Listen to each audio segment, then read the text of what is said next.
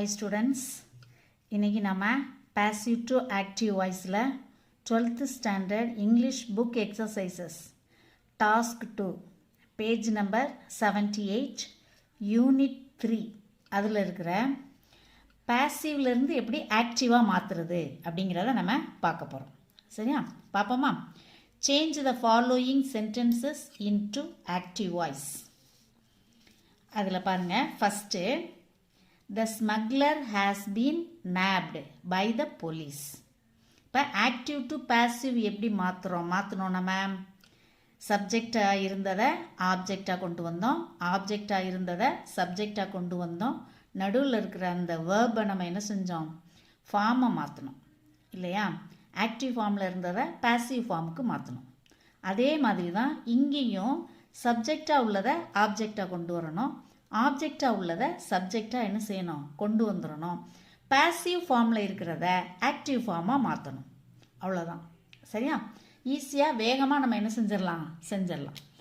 இங்கே பாருங்க, the smuggler has been nabbed by the police. The smuggler இது வந்து என்னது, சப்ஜெக்ட். ஹேஸ் பீன் nabbed அப்படிங்கிறது வேர்பு. பை த போலீஸ் அப்படிங்கிறது என்னது, ஆப்ஜெக்ட் இல்லையா? சப்ஜெக்ட்னா என்னன்னு தெரியுமில்ல உங்களுக்கு? சப்ஜெக்ட்னா டூயர் தான் வந்து சப்ஜெக்ட் இல்லையா? செய்கிறவங்க, அதாவது இந்த வேர்பை செய்கிறவங்க சப்ஜெக்டு, இந்த வேர்பு யாரால் செய்யப்படுகிறது அப்படிங்கிறதான் ஆப்ஜெக்ட், அல்லது யாருக்கு செய்யப்படுகிறதோ அதுதான் வந்து என்னது, ஆப்ஜெக்ட். சரியா? அந்த யாரால்ங்கிறப்ப பை அப்படின்னு வரும். பை வந்துச்சுன்னா அது ஆப்ஜெக்ட் அப்படின்னு அர்த்தம். சில இடங்களில் பை வராமலும் வரும். சரியா? அதை நம்ம கவனித்து நம்ம செஞ்சுக்கிடணும். இப்போ பாருங்கள், மாற்றுவோம். ஆப்ஜெக்டை நம்ம சப்ஜெக்டாக கொண்டு வரணும். அப்போ ஆப்ஜெக்ட்டுங்கிறது பையை எடுத்துட்டு த போலீஸ் அப்படிங்கிறத நம்ம எழுதணும். அதான் சப்ஜெக்ட் இல்லையா? The police. அடுத்து வேர்பு ஹேஸ் பீன் nabbed அப்படிங்கிறத நம்ம எப்படி மாற்றணும்? பி வெப்பை நம்ம ஏற்கனவே பார்த்துருக்கோம் இல்லையா? ஏற்கனவே ஒரு வீடியோவில் நான் ஷார்ட்டாக வேற போட்டிருக்கிறேன், எல்லாத்தையுமே போட்டிருக்கிறேன், எல்லா வேர்ப்ஸையும் 8 வேர்ப்ஸையும் நான் போட்டிருக்கிறேன். சரியா? ஹேஸ் பீன் nabbed அப்படிங்கிறத பி வெர்பை நம்ம என்ன செஞ்சுருவோம், எடுத்துருவோம் இல்லையா? பி வெர்பை எடுத்துட்டோம்னா ஹேஸ் nabbed. இந்த பர்ஃபெக்ட் டென்ஸில் வந்து நமக்கு ஈஸியாக நம்ம என்ன செஞ்சிடலாம், பாசிவ்லேருந்து ஆக்டிவாக எழுதிடலாம். அந்த பீனை மட்டும் அடிச்சிட்டா போதும், இது வந்து ஆக்டிவ் வாய்ஸில் ஆயிடும். சரியா? அப்போ the police has nabbed. Has nabbed. அடுத்து சப்ஜெக்ட் இங்கே ஆப்ஜெக்டாக கொண்டு வரணும். சரியா? The police has nabbed the smuggler. The smuggler. இங்கே வந்து பை நீங்கள் போட்டுறக்கூடாது. சரியா? ஏன்னா இது வந்து ஆக்டிவ் வாய்ஸ். பாசிவ் வாய்ஸுக்கு தான் நம்ம என்ன செய்வோம், பை போடுவோம். ஆக்டிவ் வாய்ஸுக்கு நம்ம பை என்ன செய்யக்கூடாது, போடக்கூடாது. சரியா? ஞாபகம் வச்சுக்கோங்க. The police has nabbed the smuggler. Finished. அடுத்து ரெண்டாவது பாருங்க. இந்த ரெண்டாவது செய்கிறதுக்கு முன்னாடி நம்ம அந்த தேர்டு ஒன்றை செஞ்சுட்டு வந்துடுவோம். அப்போ உங்களுக்கு ஈஸியாக இருக்கும். நமக்கு WH கொஸ்டின் எப்படி செஞ்சோன்னு ஞாபகம் இருக்குதா உங்களுக்கு? WH வேர்டை அப்படியே நம்ம என்ன செய்யணும், கீழே இறக்கி போட்டுறணும். ஏன்னா கொஸ்டின் ஃபார்மை மாற்றாம தான் நம்ம எழுதுகிறோம். அப்போ கொஸ்டின் வேர்டை அப்படியே நம்ம போட்டு மற்றதை நம்ம பிரிப்போம். யூ சப்ஜெக்ட், வேர் ஸ்கோல்டட் அப்படிங்கிறது வேர்பு, பை யுவர் பேரண்ட்ஸ் அப்படிங்கிறது ஆப்ஜெக்ட். சரியா? சரி, இப்போ இந்த வேர் ஸ்கோல்டட் அப்படிங்கிறது பாசிவ் ஃபார்மில் இருக்குது. இதை ஆக்டிவ் ஃபார்மாக மாற்றணும்னா என்ன செய்யணும், வேர் ஸ்கோல்டட் எப்படி இருந்தால் வேர் போட்டு ஸ்கோல்டட் போடுவோம், பாஸ்ட் டென்ஸில். வேர்பு வந்து பாஸ்ட் டென்ஸில் இருந்துச்சுன்னா வாஸ் ஸ்கோல்டட் அல்லது வேர் ஸ்கோல்டட் அப்படின்னு சொல்லி பாசிவ்ல மாற்றுவோம் இல்லையா? அப்போ வேர் ஸ்கோல்டடினுடைய பாஸ்ட் டென்ஸ் வந்து ஸ்கோல்டட். ஞாபகம் இருக்கா? சரியா? ஸ்கோல்டட். இப்போ இங்கே வந்து ஆப்ஜெக்ட் வந்திருக்கு. இந்த ஆப்ஜெக்டை சப்ஜெக்டாக நம்ம இங்கே கொண்டு வரணும். சரியா? நான் ஏற்கனவே உங்களுக்கு அந்த கொஸ்டின் ஃபார்ம், அதாவது WH கொஸ்டினுடைய structure, where are you going, where are you going அப்படின்றத வச்சு சொல்லி தந்தேன். இல்லையா? அப்போ WH வேர்டு, அதுக்கு அடுத்து வந்து ஆக்சிலரி வேர்பு, அடுத்து சப்ஜெக்டு, அடுத்தது மெயின் வேர்பு அப்படி வரணும்னு சொன்னேன் இல்லையா? ஆக்சிலரி வேர்பும் மெயின் வேர்பும் என்ன செய்யணும்? வரணும். அதுக்கு நடுவில் தான் நமக்கு வந்து என்ன வரும்? சப்ஜெக்ட் வரும். அப்போ இந்த ஆப்ஜெக்டை சப்ஜெக்டாக கொண்டு வரணும்னா நமக்கு ஆக்சிலரி வேர்பு வரணும், மெயின் வேர்பு வரணும். ஆனால் இங்கே ஒரே மெயின் வேர்பு தான் இருக்குது. அதனால் இதை நம்ம என்ன செய்கிறோம்? பிரிக்கிறோம். எப்படி பிரிக்கிறோம்? டிட் ப்ளஸ் ஸ்கோல்டு இல்லையா? ஒரு வேர்பு, பாஸ்ட் டென்ஸ் வேர்பு பிரிக்கும்போது டிட் போட்டு பேஸ் ஃபார்ம் ஆஃப் த வேர்பை நம்ம போடுவோம் இல்லையா? ஞாபகம் இருக்குல்ல? அதை என்ன செய்யணும்? இங்கே நம்ம கொண்டு வரணும். அப்போ டிட்டு போட்டு அதுக்கப்புறம் நமக்கு சப்ஜெக்ட் வரணும். சரியா? ஆக்சிலரி வேர்புக்கு அடுத்து subject. Your parents. Why did your parents. அதுக்கடுத்து மெயின் வேர்பு ஸ்கோல்டு. அப்போ டிட் ப்ளஸ் ஸ்கோல்டு, ஸ்கோல்டட் வந்துடுதா? சரியா? அப்போ why did your parents scold. Subject வந்து என்னவா மாறுது? வேர்புக்கு அடுத்து ஆப்ஜெக்ட் எழுதணும்ல? அப்போ சப்ஜெக்டை இங்கே ஆப்ஜெக்டாக கொண்டு வரணும். யூ. முடிஞ்சிருச்சா? அப்போ why did your parents scold you. ஏன் உங்கள் பேரண்ட்ஸ் உன்னைய திட்டினாங்க? இங்கே வந்து என்னது? ஏன் நீ உன்னுடைய பேரண்ட்ஸால் திட்டப்பட்டாய். அப்போ மீனிங் ஒன்றாயிடுச்சா? சரி, அடுத்து அது ரெண்டாவது இப்போ பார்ப்போம். தேர்ட் ஒன்று உங்களுக்கு புரிஞ்சிருச்சுல? இப்போ செகண்ட் ஒன்று நம்ம பார்ப்போம். By whom. நான் ஏற்கனவே பை ஹூம் வச்சு ஹூ வச்சு தனியாக ஒரு வீடியோ போட்டிருக்கேன். அதை நீங்கள் பாருங்கள், புரியும். சரியா? By whom were you interviewed. இங்கே பாருங்கள், பை ஹூம் அப்படிங்கிறத என்னவா மாற்றணும்? இங்கே ஹூவாக மாற்றணும். ஏன்னா நம்ம ஹூவா பை ஹூம்னு மாற்றணும். ஞாபகம் இருக்கா? அப்போ இது வந்து என்னது? சப்ஜெக்டு. இது வந்து வேர்பு. ரைட்டா? Were interviewed. இந்த வேர் வந்து பாஸ்ட் டென்ஸு. அப்போ மெயின் வேர்பு வந்து என்னது? Past tense. சரியா? வேர் இன்டர்வியூனுடைய பாஸ்ட் டென்ஸ் வந்து என்னது? இன்டர்வியூடு. சரியா? அடுத்து பாருங்க, இங்கே ஆப்ஜெக்ட் இல்லை. ஆப்ஜெக்ட் இருந்தால் தான் நம்ம இங்கே வந்து என்ன செய்யணும்? ஆப்ஜெக்டை சப்ஜெக்டாக கொண்டு வரணும். ஆப்ஜெக்ட் இல்லாததுனால இந்த WH வேர்டுக்கு எடுத்து நம்ம வேர்பை என்ன செஞ்சிட வேண்டியது? அப்படியே எழுதிட வேண்டியது தான். சரியா? இதை பிரிக்கணும் அப்படின்னலாம் அவசியம் இல்லை. ஏன்னா ஆப்ஜெக்ட் இருந்தால் தானே இங்கே வரணும் இல்லையா? சரி, அப்போ ஹூ இன்டர்வியூடு. சப்ஜெக்டை அடுத்து கொண்டு வரணும் வேர்புக்கு அடுத்து. By who interviewed you. By போடக்கூடாது, ஏன்னா இது வந்து ஆக்டிவ் வாய்ஸ். சரியா? ஓகே. அப்போ புரிஞ்சிச்சு. அப்போ உங்களுக்கு இங்கே வந்து தேர்ட் ஒன்றில் வந்து ஆப்ஜெக்ட் இருந்ததுனால நம்ம என்ன செஞ்சோம்? இந்த வேர்பை வந்து ஸ்கோல்டடுங்கிறத டிட் ப்ளஸ் ஸ்கோல்டு அப்படின்னு சொல்லிட்டு மாற்றினோம். ஆனால் இங்கே வந்து ஆப்ஜெக்ட் இல்லை, அதனால் அந்த வேர்பை அப்படியே நம்ம எழுதிடுறோம். அப்போ பை ஹூம் வந்து ஹூ ஆகுது.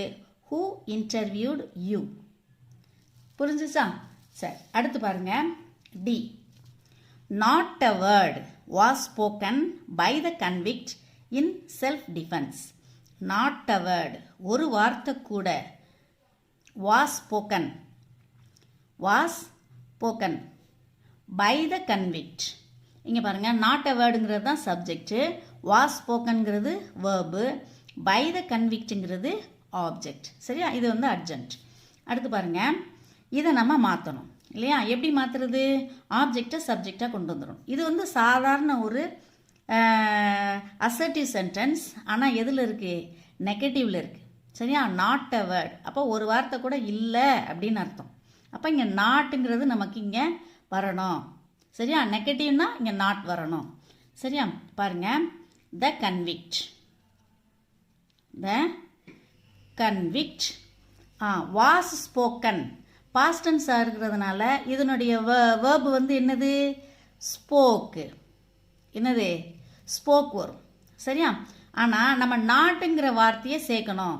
நாட்டுங்கிற வார்த்தையை எங்கே சேர்ப்போம்?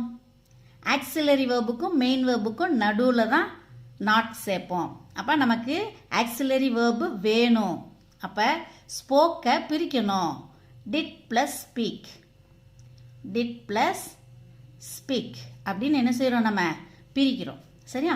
அப்போ இங்கே பாருங்கள், த கன்விக்ட் டிட் போட்டு நாட்டை இங்கே கொண்டு வந்துடணும். டிட் நாட் ஸ்பீக், பேசவில்லை. புரியுதா? கன்விக்ட் வந்து என்ன செய்யலை, நாட் அ வேர்டு, ஒரு வார்த்தை கூட என்ன செய்யலை, பேசலை. அப்போ the convict did not speak a word. இந்த நாட்டை வந்து இங்கே கொண்டு வந்தாச்சு, அதனால திரும்பவும் நாட் வரக்கூடாது. அ word in self defence. In self defence. சரியா? முடிஞ்சிச்சா? புரிஞ்சதா உங்களுக்கு? அடுத்தது பாருங்க, இதையே இன்னொரு வகையிலையும் எழுதலாம். எப்படி எழுதலாம் அப்படின்னா, நாட் அ வேர்ட் அப்படிங்கிறத அப்படியே நம்ம இங்கே என்ன செய்யலாம், கொண்டு வரலாம். சரியா? ஆனால் வேற ஒரு விதமாக கொண்டு வரணும். அதை பாருங்க. த கன்விக்ட் ஸ்போக்கை அப்படியே கொண்டு வந்துடணும்.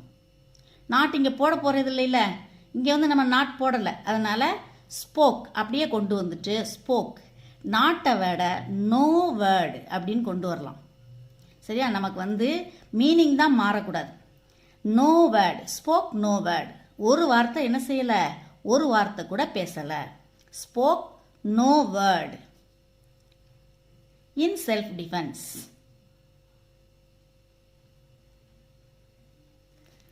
புரிஞ்சுச்சா?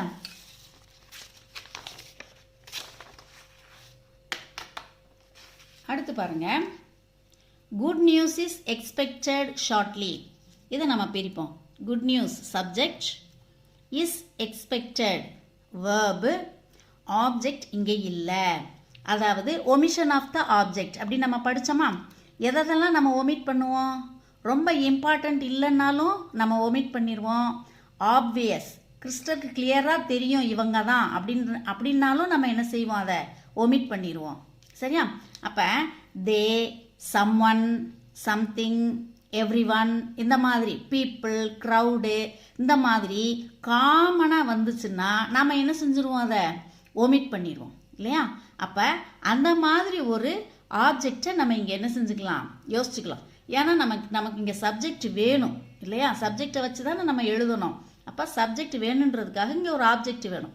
அப்போ இங்கே நம்ம என்ன வச்சுக்கலாம், தே அப்படின்னு வச்சுக்கலாம். அப்போ இங்கே பை தெம், பை தெம் அப்படிங்கிறத நம்ம யோசிச்சு வச்சுக்கணும். சரியா? Good news is expected by them shortly. சரியா? அப்போ இங்கே எழுதும்போது பை தெம் இதுதான் ஆப்ஜெக்ட். இந்த ஆப்ஜெக்ட் இங்கே கொண்டு வரும்போது தே, தே இஸ் எக்ஸ்பெக்டட் அப்படிங்கிறது ப்ரெசன்ட் டென்ஸு. அப்போ மெயின் வேர்பை ப்ரெசன்ட் டென்ஸில் எழுதணும். எக்ஸ்பெக்ட். அப்போ இங்கே பாருங்க, தே எக்ஸ்பெக்ட். சப்ஜெக்ட், வேர்புக்கு அடுத்து சப்ஜெக்ட். குட் நியூஸ், இந்த அர்ஜென்ட்டை எழுதிட வேண்டியது ஷார்ட்லி. ஈஸியாக இருக்கா? அடுத்தது பாருங்க, the mail has just been received. இதில் பாருங்க, the mail subject, has just been received அப்படிங்கிறது வேர்பு. இங்கேயும் ஆப்ஜெக்ட் இல்லை. அப்போ ஒமிட் பண்ணியிருக்காங்க. அப்போ இந்த ஆப்ஜெக்ட் வந்து அன்இம்பார்ட்டண்ட்டாக என்ன செய்யலாம், இருக்கலாம், அல்லது ஆப்வியஸாக என்ன செய்யலாம், இருக்கலாம். அப்போ நாமளே ஒன்று என்ன செஞ்சுக்கலாம், ஒரு ஆப்ஜெக்டை போட்டுக்கிடுவோம். இதே தேயே நம்ம என்ன செய்யலாம், போட்டுக்கிடுவோம். சரியா? த மெயில் வந்து ரிசீவ்டு. மெயிலில் யார் ரிசீவ் பண்ணாங்க, ஹேஸ் பீன் ரிசீவ்டு பை தெம்மே போட்டுக்கலாம். பை தெம் அப்படின்னு என்ன செஞ்சுக்கலாம், நம்ம போட்டுக்கலாம். இந்த பை தெம் தான் வந்து ஆப்ஜெக்ட். அப்போ தே ஆப்ஜெக்ட் இங்கே கொண்டு வரும்போது தே ஹேஸ் பீன் ரிசீவ்டு. இதை மாற்றுறது ரொம்ப ஈஸி. பீனுங்கிற பி வெர்பை மட்டும் எடுத்துட்டோம்னா நமக்கு இது வந்து ஆக்டிவ் வாய்ஸில் வந்துடும். தே வந்ததுனால ஹேஸ் போடக்கூடாது இல்லையா? தே வந்தால் ப்ளூரல் ஃபார்ம் வந்து என்னது, ஹாவ்.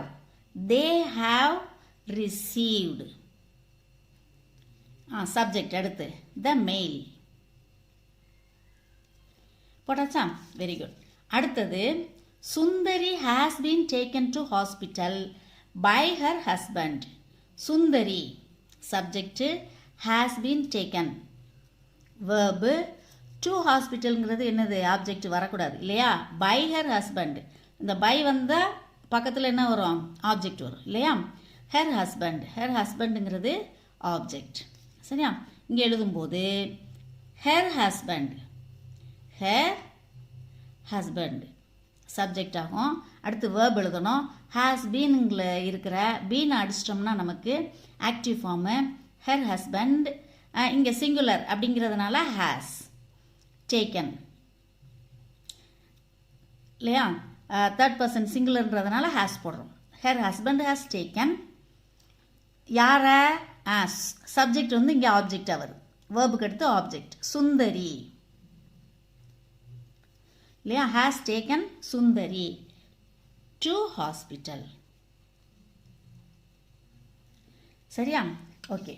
புரிஞ்சிருக்கும்னு நினைக்கிறேன் நல்லா. இன்னைக்கு வந்து நம்ம ஜி வரைக்கும் தான் என்ன செஞ்சுருக்கோம், பார்த்துருக்குறோம். அடுத்து நான் மீதம் உள்ளதை நான் அடுத்த வீடியோவில் போடுறேன். You can expect very shortly. Thank you.